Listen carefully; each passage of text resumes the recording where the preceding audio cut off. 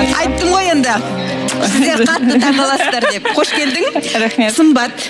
Танысып қойыңыздар. Бұрын Мәдидің үміткері болған, енді қатысушы болуға шешім қабылдап, араларыңызға қосылады. Сымбат, сен отыра ғой, қасыма. Әңгімелесейік әуелі. Сымбат, неге қатысушы болуға шешім қабылдадың? Өз бағымды сынап көруге. Әрине, бұның дұрыс. Бірақ енді қорыққан жоқсың ба? Бұрын үміткер болып келдім Мәдиге. Қатысушылар қабылдауы мүмкін, қабылдамауы мүмкін. Көрермендер, мысалы, Мәдидің қаншама жанкүйері бар. Мен оның барлығын. Қорқыныш болған жоқ па? Жоқ, қорқыныш болатындай. Ешқандай жамандық жасаған жоқпын, сол себепті мен қорыққан жоқпын.